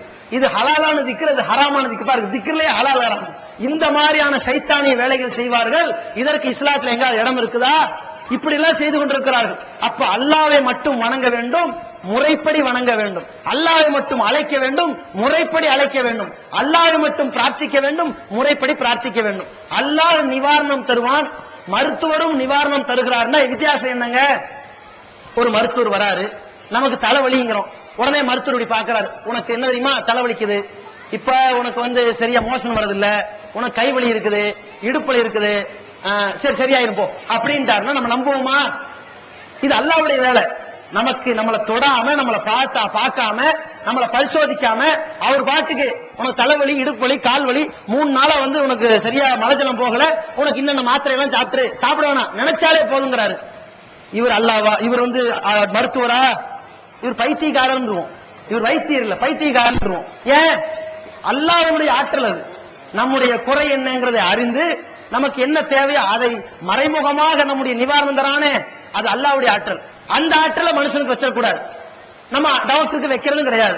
டாக்டர் நம்மளை செக் பண்றாரு, பரிசோதிக்கிறாரு, விசாரிக்கிறாரு, தலைவலியான்னு கேட்கிறாரு, ஆமாங்கிறோம். எதனால தலைவலின்னு கேட்கிறாரு, குளிச்சு தலைவலியா, வெயில்ல நடந்த தலைவலியா, தூங்காம தலைவலியா, மோசன் போகாம தலைவலியான்னு பல தலைவலியை விசாரிக்கிறாரு, மூக்கடைப்பு தலைவலியான்னு கேட்கிறாரு. எல்லா விசாரணைக்கு பதில் சொல்றோம். அப்புறம் இன்னென்ன மாத்திரை எழுதி தராரு. இன்னென்ன மாத்திரை எழுதி தந்ததை சாப்பிட்டால் இறைவன் நாடினால் மருத்துவம் சிஃபா ஆகும், நாடாட்டி சிஃபா ஆகாது. இது இணை வைப்பு கிடையாதுங்க. ஏன்? மனிதனை மனிதனாக வைத்து அவனுடைய பலகீனத்தை அடிப்படையாக வைத்து மருத்துவம் செய்யணும். ஆனால் இவன் தாயத்தை கொண்டு போய் கட்டுறானே, அவன் எந்த நம்பிக்கையில கட்டுறான் தெரியுமா? நமக்கு காது வலி இருந்தாலும் சரி, கழுத்து வலி இருந்தாலும் சரி, இடுப்பு வலி இருந்தாலும் சரி, மூக்கு வலி இருந்தாலும் சரி, ஒரே தாயத்து. அந்த தாயத்து நம் உடலில் என்னென்ன வலி இருக்கிறதோ என்பதை கண்டறிந்து எப்படி எப்படி எல்லாம் நிவாரணம் தருமோ அத்தனையும் தந்துவிடும். இது யாருடைய ஆற்றல்? இறைவன் எப்படி நிவாரணம் தருவானோ அதே நிவாரணத்தை படைப்பினம் தரும் என்று நம்புகிறானே, அது அஜரத்து மேல நம்பிக்கை வச்சாலும் சரி, அஜரத்து விட்ட கைத்து மேல நம்பிக்கை வச்சாலும் சரி, அது ஷிர்க். இதைத்தான் நபி ஸல்லல்லாஹு அலைஹி வஸல்லம் சொன்னாங்க. அப்ப இந்த மாதிரி ஒருத்தன் இலக்க மாறி போனான்டா பதில் சரியா சொல்லுவானா? சொல்ல மாட்டான். அதே மாதிரி நம்முடைய மக்கள்கிட்ட இன்னொரு வகையான நம்பிக்கை என்ன? இணை வைப்பின் பக்கம் இலக்கு மாறி விழுந்துடுறாங்க. இதெல்லாம் ஏன் இலக்கு மாறி போறாங்கன்னா, மறுமை வெற்றிக்கு அல்லாஹ்வை மட்டும் வணங்குவதும் இறை தூதரை மட்டும் பின்பற்றுவதும் தான் மறுமை வெற்றிக்கு வழி என்று ஒருவன் விளங்கி இருந்தால், அல்லாஹ் தன் திருமலை குர்ஆனிலே குறிப்பிடுகிறானே, வமை யுத்திஇல்லாஹ வ ரசூல், யார் அல்லாஹ்வுக்கும் அவன் தூதருக்கும் கீழ்ப்படிந்து நடக்கிறார்களோ அவர்கள் இப்ப உலாயிக்க மஅல்லதீன அனாமல்லாஹு அலைஹிம் மினன் நபியீன வஸ்ஸித்தீகீன வஷ்ஷுஹதா வஸ்ஸாலிஹீன், நல்லடியார்கள், நபிமார்கள், உண்மையாளர்கள், தியாகிகள், இந்த 4 பேர்களோடு இவன் சொர்க்கத்தில் இருப்பான், அல்லாஹ்வையும் அவன் தூதரையும் கட்டுப்பட்டால் சொர்க்கத்தில் இருப்பான் சொல்றான். அல்லாஹ்வுடைய ஆயத்து பிரகாரம் குர்ஆன் ஹதீஸை நோக்கி நாம் பயணிச்சுக்கிட்டு போயிட்டு இருக்கும்போது, அல்லாஹ்வுக்கும் அவன் தூதருக்கும் கீழ்ப்படிஞ்சு போயிட்டு இருக்கும்போது ஷைத்தான் அழகா காட்டுவான். எப்படி காட்டுவான்? அந்த தர்கால பாத்தியா 4 பேர் சரியாயிட்டாங்க, இந்த தர்கால பாத்தியா 4 பேருக்கு காய்ச்சல் சரியாயிடுச்சு, ஆனா 40 பேருக்கு காய்ச்சல் சரியாகாம இருந்திருக்கும், அதை கேட்க மாட்டான். ஆனா 4 பேருக்கு காய்ச்சல் சரியாயிருக்கும். எப்படி சரியாயிருக்கும்? அவர் மாத்திரை போட்டிருப்பாரு, ஊசி போட்டிருப்பாரு, தர்காவுக்கும் போயிருப்பார். அவருக்கு காய்ச்சல் சரியாகிற நேரத்தில் தர்காவுக்கு போயிருப்பாரா? தர்காவுக்கு போனதுனாலதான் சரியாயிடுச்சுன்னு அவர் நினைக்கிறார். இது எப்படி இருக்குன்னா, ஒரு மரத்துல கனிஞ்சிருக்குது ஒரு பழம், லைட்டா காத்தடிச்சு அது விழுந்துரும். அந்த நேரம் பார்த்து கரெக்டா ஒரு காக்கா போய் உட்கார்ந்துருச்சு. உட்கார்ந்த நேரம் பார்த்து டப்புன்னு அந்த பழம் விழுந்துச்சுன்னு என்ன நினைப்பாங்க? காக்கா உட்கார்ந்தனாலதான் பழம் விழுந்துச்சுன்னு நினைப்பாங்க. அதெல்லாம் மேட்ரு. ஏற்கனவே அது உழுகிற மாதிரி ஆயிப்போச்சு கனி. அதுதான் விஷயம். அப்ப எது எது எப்ப நடக்குமோ அதாவது அப்ப நடக்குது. ஆனா நடக்கிற நேரத்துல இவன் போய் நிக்கிறான். ஒண்ணு தர்கால போய் நின்னா தர்காக்கு போய் தான் சரியாச்சுன்னு நினைக்கிறான், அல்ல அந்த நேரம் பார்த்து சர்ச்சுக்கு போயிட்டா சர்ச்சுக்கு போய் சரியாச்சுங்கிறான், அந்த நேரம் பார்த்து கோயிலுக்கு போயிட்டா கோயிலுக்கு போய் சரியாச்சுங்கிறான். அதெல்லாம் மேட்ரு. அந்த நோய்க்கு என்ன நிவாரணம் தேடணுமோ அது தேட சொல்லி மார்க்கம் சொல்லி இருக்கிறது. அந்த நிவாரணத்தை தேடி இறைவன் மீது நம்பிக்கை வைக்கணும். அப்படி நம்பிக்கை வைக்காம இவன் இந்த நம்பிக்கையில தளர்ந்து போகிறான். சைத்தான் அதை அழகா காட்டுறான். எப்படி காட்டுவான்? அங்க போய் சரியாச்சு, 40 வருஷம் அலோபதிக்கு போனாரு, யூனானிக்கு போனாரு, அக்குபஞ்சர் செஞ்சாரு, 1008 மருத்துவம் பார்த்தாரு, தர்காவுக்கு போனாரா சரியாயிடுச்சு என்று சைத்தான் வழிகெடுக்கும் பொழுது அப்படியே விழுந்துறான். இப்படியெல்லாம் காபிர்களுக்குத்தான் சைத்தான் அலங்காரம் பூசி வழிகெடுப்பானே தவிர ஒரு கொள்கையை ஏற்றுக்கொண்டவர்களை வழிகெடுக்க மாட்டான். நாம இந்த கொள்கையை தெளிவா புரிந்தால் வழிகெடுக்க மாட்டான். ஒவ்வொரு வேளையும் நம்ம தொழுகிறோம், அல்லாஹ்வுக்கு இணை வைத்து விடக் கூடாது, அல்லாஹ்வுடைய பண்புகளுக்கு நிகராக யாரையும் கற்பனை செய்து விடக் கூடாது என்ற நம்பிக்கையை தெளிவாக புரிந்திருந்தோமே ஆனால் இப்படிப்பட்ட அஜர்த்துமார்களுக்கு பின்னாடியோ தர்காவுக்கு பின்னாடியோ சமாதிகளுக்கு பின்னாடியோ விழுந்து கிடப்போமா என்பதை யோசித்து பார்க்க வேண்டும். இதற்குத்தான் நம்ம பிற மதத்திலிருந்து இஸ்லாத்துக்கு வந்தோமா என்பதை சிந்தித்து பார்க்க வேண்டும். இது இந்த 2வது. 3வது என்ன? இறை தூதரை பின்பற்றுவதற்கு பதிலாக முன்னோர் மூதாட்டியர்கள் சொன்னதெல்லாம் மார்க்கம் என்று பின்பற்றி கூட போகக்கூடியது. இதன் மூலமா என்ன ஆயிருது? இலக்கை மறக்க ஆரம்பிக்கிறாங்க. எப்படி மறக்க ஆரம்பிக்கிறாங்கன்னா, அல்லாஹ்வுடைய தூதர் ஸல்லல்லாஹு அலைஹி வஸல்லம் அவர்கள் பிரமத கலாச்சாரத்தை பின்பற்றாதீங்க அப்படின்னு தெளிவா சொல்லிட்டாங்க. மன் தஷப்பஹ பி கௌமின் ஃபஹுவ மின்ஹும், யார் பிரமத கலாச்சாரத்தை பின்பற்றுகிறார்களோ அவர்கள் என்னை சேர்ந்தவர் கிடையாது, நீங்க அவங்களை சேர்ந்தவங்க. என் கலாச்சாரம் நான் ஒரு வழிமுறை சொல்லிக் கொடுத்திருக்கிறேன், அது என் சொந்த வழிமுறை அல்ல, இறைவன் சொல்லிக் கொடுத்த வழிமுறை. அதை பின்பற்றி நடந்தா நீங்க இஸ்லாமியர்கள், அதை விட்டுட்டு வேற வழிமுறை பார்த்து போனீங்கன்னா நீங்க இஸ்லாமியர்கள் இல்லைன்னு சொன்னாங்க. இதே மாதிரி நம்முடைய மக்கள் இந்த அல்லாஹ்வுடைய தூதரின் கட்டளையை மறந்தவர்களாக மறுத்தவர்களாக உலக ஆடம்பரத்தில் மூழ்கி பிற மதத்தவர்கள் சில கட்டளையில சில கலாச்சாரத்துல போய்கிட்டு இருப்பாங்கல்ல, அதை அப்படியே பார்த்து காப்பி அடித்து செய்யும் பொழுது அவங்க நம்பிக்கை என்ன வந்துருது தெரியுமா? நம்மளும் எல்லா மதத்து மாதிரி தானே செய்யறோம், ஏதோ வாழ்றோம், ஏதோ கண்டதே காட்சி கொண்டதே கோலம், நமக்கு எது வழிமுறையா சட்டமா எப்படிதான் வாழ்ந்துக்கலாம் அப்படிங்கிற ஒரு எண்ணம் ஏற்பட்டு மறுமையை மறக்க ஆரம்பிக்கிறாங்க. எந்த மாதிரி?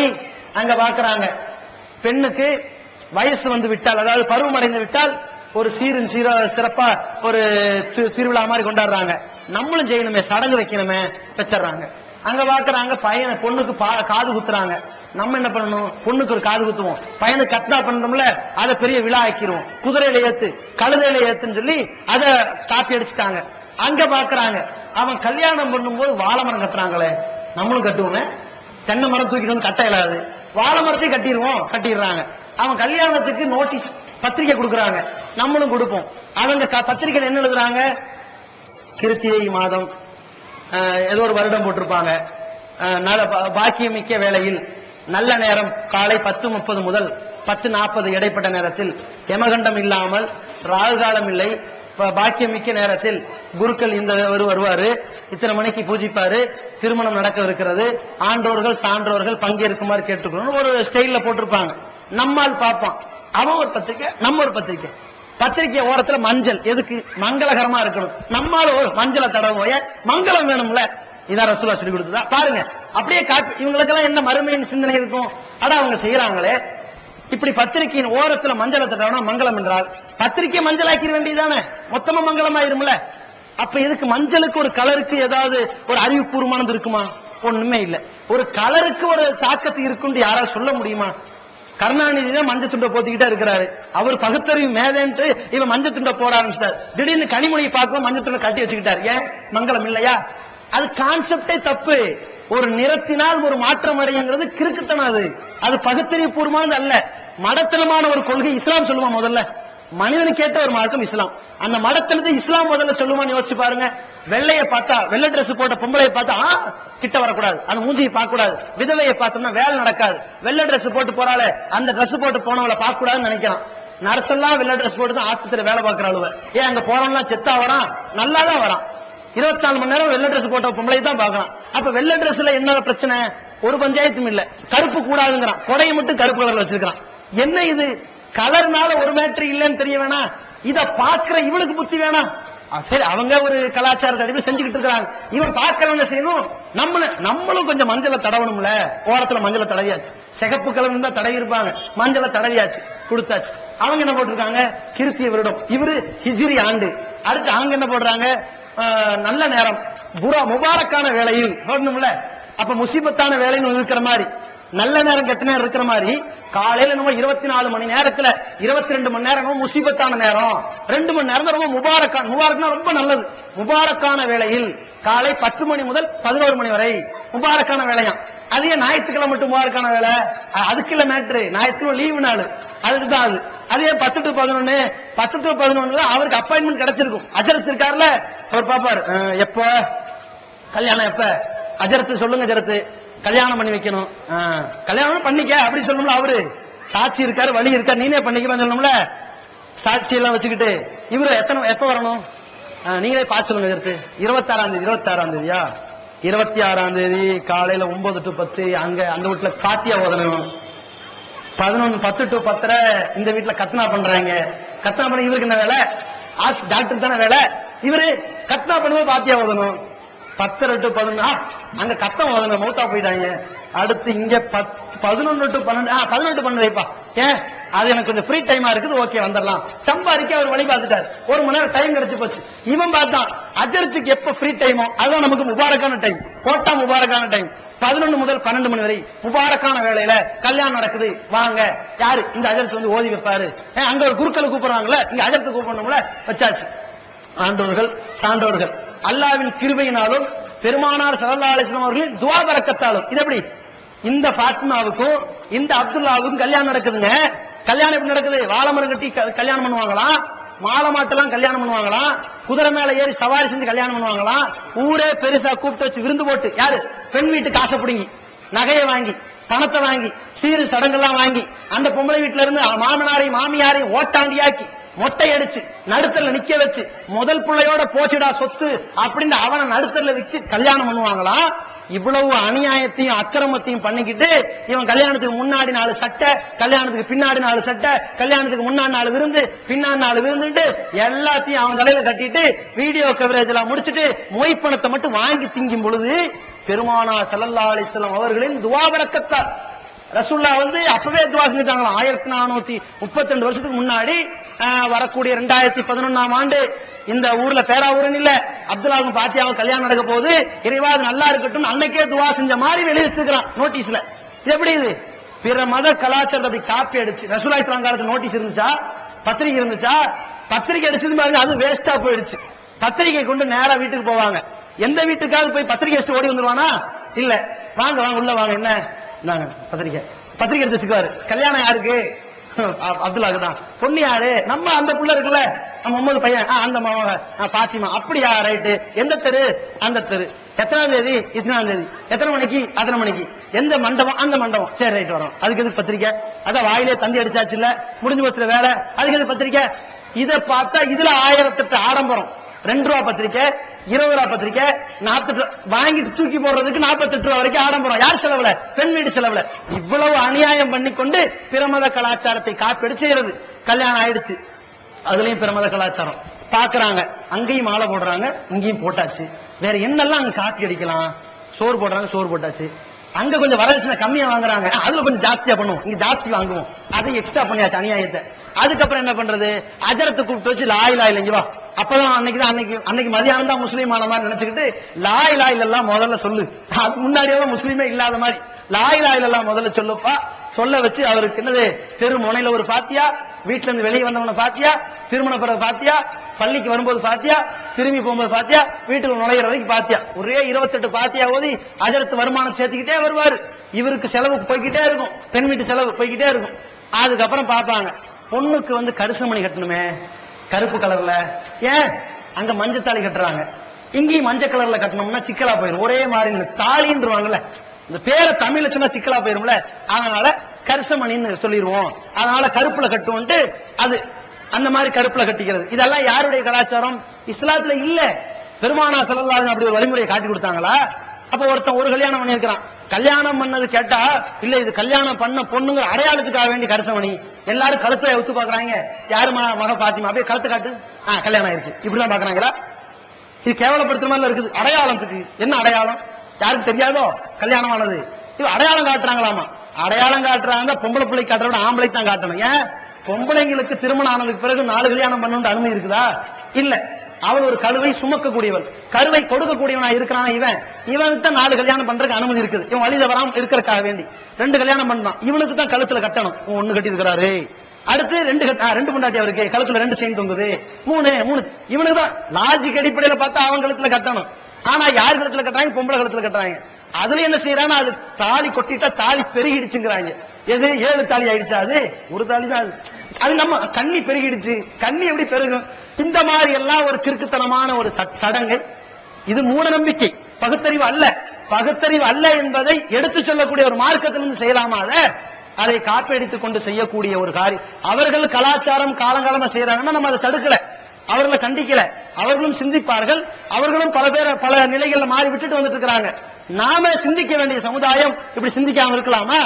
இந்த மாதிரி பிரமத கலாச்சாரங்கள்.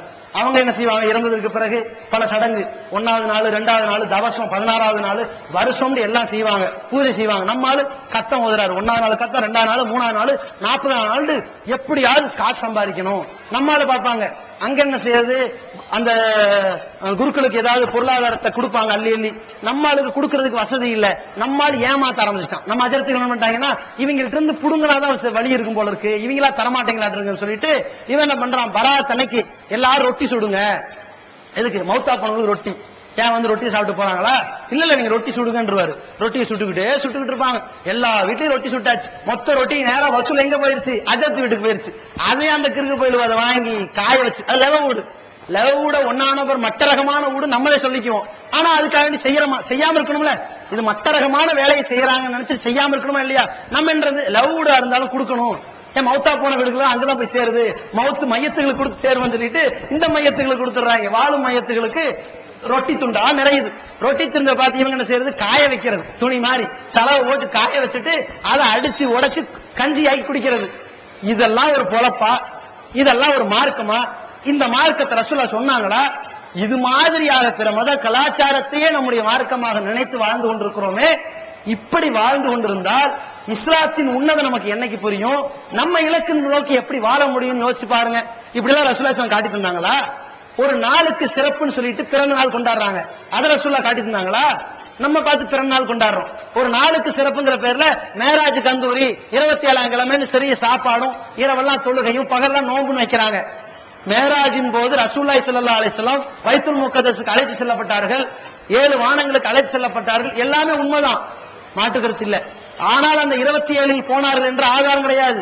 ஆனால் அந்த 27ங்கிற பேர்ல நைட் எல்லாம் தொழுகணும் என்றோ பகல்லாம் நோன்பு வைக்கணும் என்றோ பெருமானார் சொன்னார்களா? சொல்லாத காரியத்தை நம்ம செய்யலாமா? அடுத்து என்ன? பராத்து. ஷாபான் மாசம் 15 வந்துட்டா பகல்ல நோன்பு, நைட் எல்லாம் தொழுக, இப்படி ரசூலுல்லாஹி ஸல்லல்லாஹு அலைஹி வஸல்லம் சொன்னாங்களா?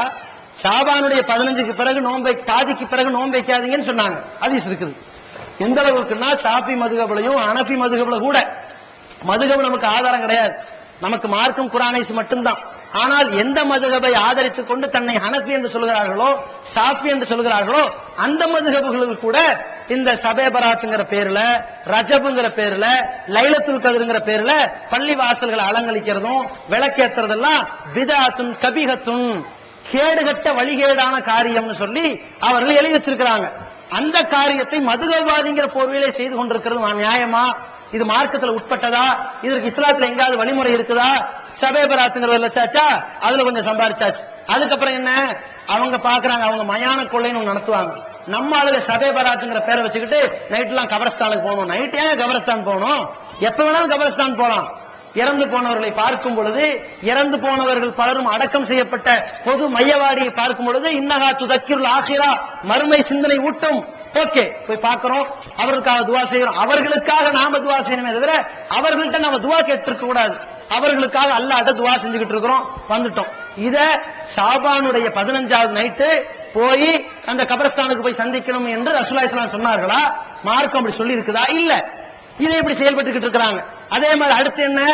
சம்பாதிக்கின்ற அடுத்த கட்டம் லைலத்துல் கத்ர். லைலத்துல் கத்ர்னா என்ன? பாக்கியமிக்க ஒரு இரவு. என்ன பாக்கியமிக்க இரவு? ரமலான் மாதத்தில் ஒரு இரவிலே பெருமானார் ஸல்லல்லாஹு அலைஹி வஸல்லம் அவர்களுக்கு இந்த மனிதகுல வழிகாட்டியாக இறக்கி அருளப்பட்ட திருமறை குர்ஆன் இறக்கி அருளப்பட்டுச்சு. இது அந்த முதல் 5 வசனம். அந்த வசனம் முதலில் இறக்கி அருளப்பட்ட ஒரு நாள் பாக்கியமிக்க ஒரு இரவில் தான் இறக்கி அருளப்பட்டுச்சு. அந்த இரவு எந்த இரவு? நபி ஸல்லல்லாஹு அலைஹி வஸல்லம் அவர்களுக்கு சொல்லப்பட்டது. பெருமானார் ஸல்லல்லாஹு அலைஹி வஸல்லம் அந்த இரவை தேடுவதற்காகவே முதல் 10 நாள் இஅ்திகாஃப் இருந்தாங்க. நமக்கு வரலாறு தெரியுமா? நம்ம எல்லாம் என்ன பண்ணிட்டு இருக்கிறோம்? கடைசி 10 நாள் இருந்துகிட்டு இருக்கிறோம். ஆனால் பெருமானார் ஸல்லல்லாஹு அலைஹி வஸல்லம் அந்த ஒரு இரவு எது என்பதை தெரியாமல் முதல் 10 நாள் இஅ்திகாஃப் இருக்கிறாங்க. லைலத்துல் கத்ர் இரவு எது என்று சொல்லப்படவில்லை. 2வது 10 நாள் இஅ்திகாஃப் இருக்கிறாங்க, அப்பொழுது சொல்லப்படவில்லை. 3வது 10 நாள் இஅ்திகாஃப் இருக்கிறாங்க, அப்பொழுது சொல்லப்பட்டுச்சு. சொல்லப்பட்டது எந்த இரவுங்கிறது தெரிஞ்சிருச்சு. தெரிஞ்ச செய்தியை பெருமானார் ஸல்லல்லாஹு அலைஹி வஸல்லம் சொல்லலாம்னு வரும் பொழுது 2 நபித்தோழர்கள் சண்டையிட்டு கொண்டிருக்கிறாங்க. பார்த்த உடனே சண்டை போட்ட உடனே பழச மறந்துட்டாங்க. அப்ப ஒரு விபரீதமான ஒரு சூழ்நிலை பார்க்கும் பொழுது நாம விளங்கி கொண்ட விஷயத்தை சில மறப்போம்ல, அதை மறந்துட்டாங்க. அப்ப நபி ஸல்லல்லாஹு அலைஹி வஸல்லம் சொல்றாங்க, எனக்கு லைலத்துல் கத்ர் எப்பொழுது என்று எடுத்து காட்டப்பட்டது, பிறகு எனக்கு அது மறக்கடிக்கப்பட்டு விட்டது.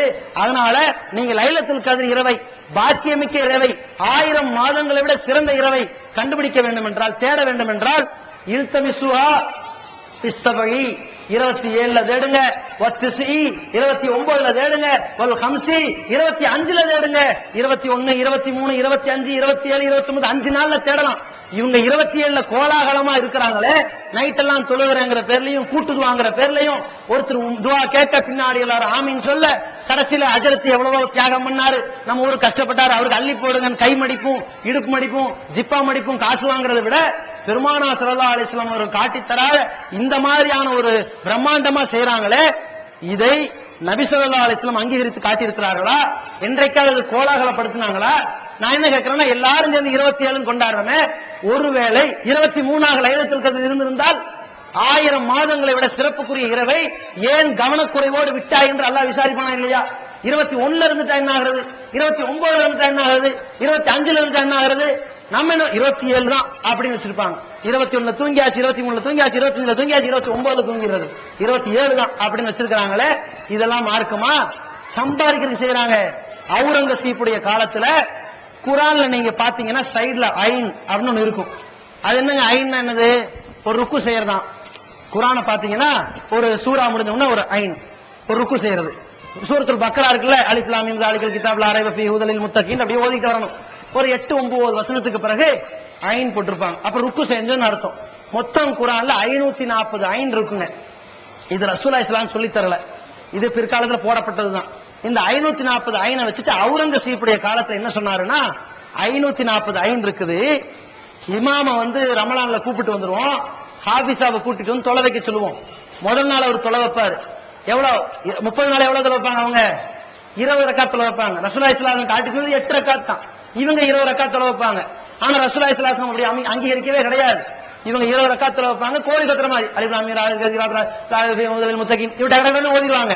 இவங்க எதை ஓதுனாங்க? மின்னல் ஜின்னத்தி வண்ணாசரிக்கு ஓதிட்டு போயிருவாங்க, எதுவுமே விளங்காது. ஆனா குர்ஆனை நிறுத்தி நிதானமாக தெளிவாக ஓத சொல்லி மார்க்கம் சொல்லி இருக்குது. இவங்க நிறுத்தி நிதானமா ஓதாம நிறுத்தாம வேகமா ஓதிடுவாங்க. இப்படி ஓதிட்டு இருக்கிறாங்களே, கரெக்டா ஒரு ஐன் வந்த உடனே ருக்கு செஞ்சிருவாங்க. 20 ரக்காத்துக்கு 20 ஐன் ஓதியாச்சு. 27 நாட்கள் 20 ரக்காத்துக்கு 20 ஐன் ஓதுனா 27 நாட்கள் வந்து 540 ஐன் ஆகி போச்சு. 27ஆம் கிழமை ஆபீஸா மொத்த குர்ஆனை முடிச்சிட்டாரு, ஆளுக்கு காசை கொடுத்து அனுப்பிவிடுங்க. இதுக்கு உண்டாக்கணுங்க.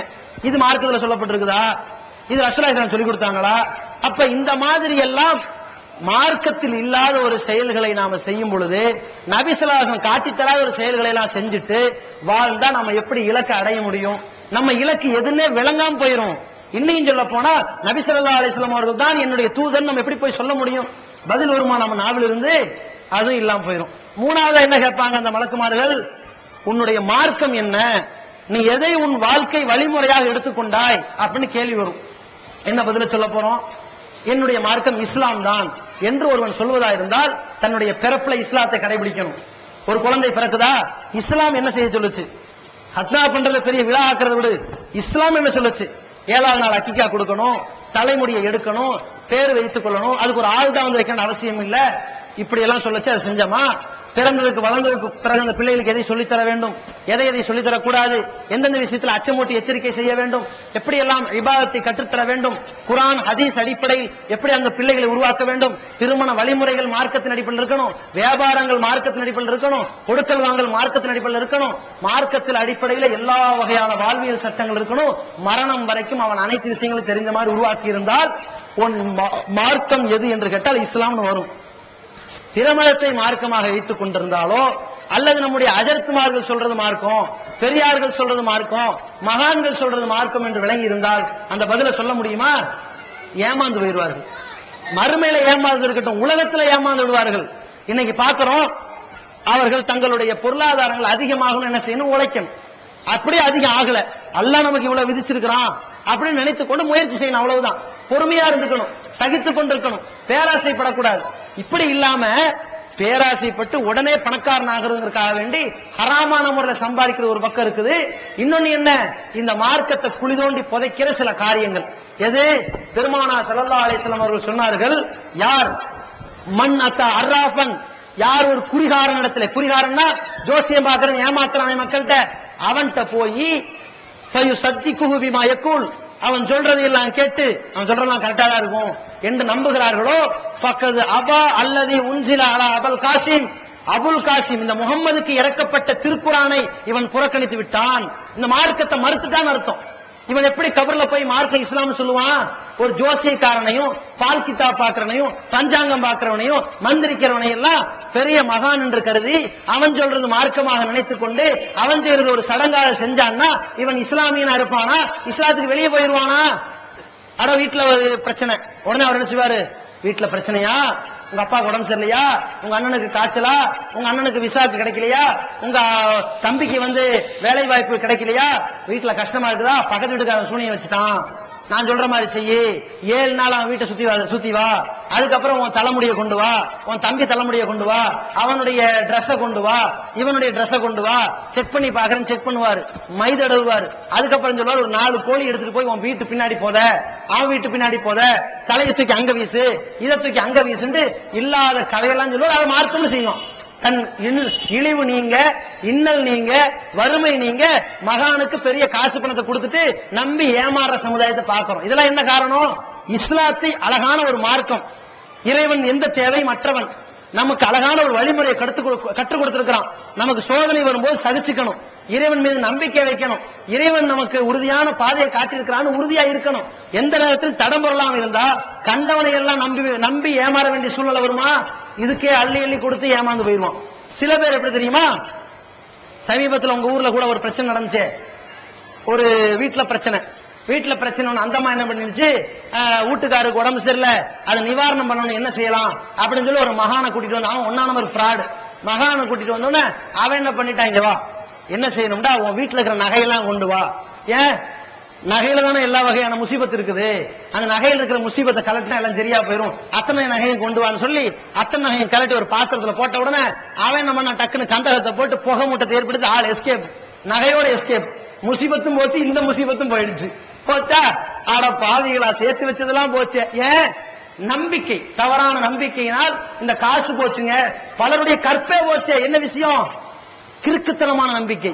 அது அள்ளி போட்டா காசு வரும், கையை தூக்குனா மோதிரம் வரும்னாலும் நம்புனாங்களே. யோசிச்சு பாருங்க, திடீர்னு கடவுள்னு சொன்னாங்க, கடவுள் வருகிறார், கையை தூக்கினார் திருநீர் வருகிறது, கையை தூக்கினார் காசு வருகிறது, கையை தூக்கினார் வாட்சி வருகிறதுன்னா திடீர்னு பார்த்தா கடவுளுக்கு உடம்பு சரியில்லைங்கிறான். கடவுளை உடல்நிலை சரி செய்வதற்கு 18 டாக்டர்கள் வெளிநாட்டுன்னு வந்தாருங்கிறான். ஏன்டா கடவுளுக்கு உடம்பு சரியில்லை? கடவுள்னா நல்லா இல்லடா இருக்கணும். கடவுள் கையை தூக்குனா காசு வரும்னா அதுக்கப்புறம் எல்லாரும் மனுக்களை கொண்டு போய் கையில திணி, கையை பிடிக்க முடியல, விடுறாரு. கடவுளுக்கு முடியல, மனுக்களை வாங்க முடியல, காசு வாங்க கூட முடியல. கடவுள் இன்னைக்கோ நாளைக்கோ என்று இருக்கிறார். அதுக்கப்புறம் என்ன? கடவுள் போய்விட்டார்.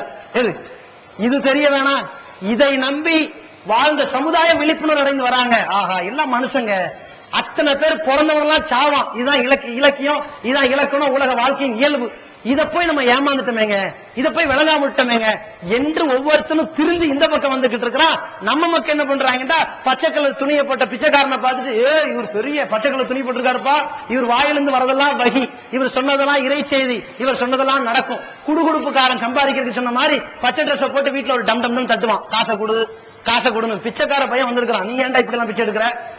உன்கிட்ட எது இல்லைன்னு சொல்லி காட்டுறா, பிச்சை எடுறா. இது ஏன்டா மார்க்கத்தை விட வச்சு பிச்சை எடுக்கிற? பச்சை ட்ரெஸ் போட புண்ணியமாடா? அது புண்ணியம் இல்ல, நான் நாட்டம் முடிச்சுறா அப்படின்னா சொல்லி அனுப்ப வேண்டாம்.